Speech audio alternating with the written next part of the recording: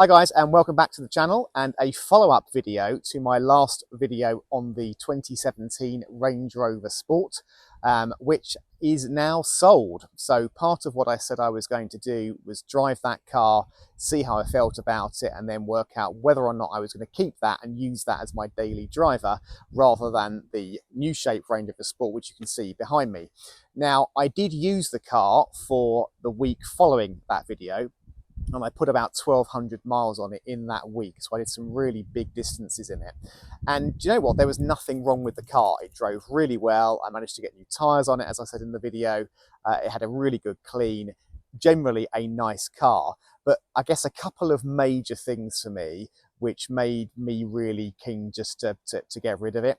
One was, unfortunately, the comparison with this one here even, because that of course is a very new car. It's the new shape Range Rover Sport, and I think immediately I was judging it against this car, and the difference between that one and this is absolutely huge. Now, unfortunately, I didn't manage to do the comparison video, which I did say I would do, just simply because I had an opportunity to sell it, which is a real shame because I was actually quite looking forward to doing that. So my apologies for those of you who have been waiting for that.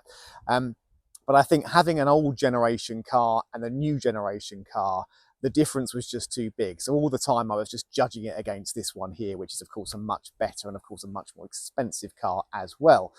Now, what I will say is, if you are looking at buying one of those, I think for the sort of money you can get them for now, provided you get one with a good history, I would go for it because it is a nice car. But again, a couple of real big things for me that jumped out. And I know people will jump in the comments and say, well, what do you expect? Well, and that's right, of course.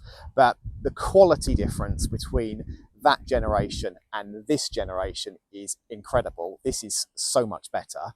The ride quality, the whole way it handles is better. The infotainment's better. And again, that's all obvious stuff, I know. But anyway, it was just too much for me. So that was one of the reasons. The second reason was then the fuel economy, which again, people will say, well, what do you expect? This car, driven carefully, which is the 3-litre mild hybrid diesel, I can get 45 plus to the gallon on a run, which I think is incredible for a car of that size. This one was doing 33, 34, which again, probably shouldn't be a surprise to me. But again, for a car that I'm doing 800 miles a week in, which is regularly what I do, it just wasn't great. So anyway, the car has gone.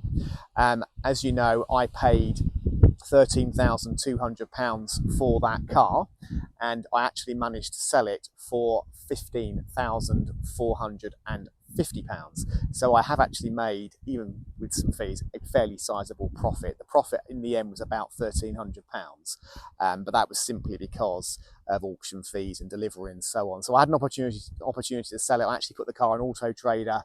The phone rang off the hook, so I probably priced it too cheaply. Really nice chap came along and bought it, and the car's gone. So I've made a profit and I've got out of it, which is the main thing. So I have replaced it with something else, and I will show you in a separate video what that something else is.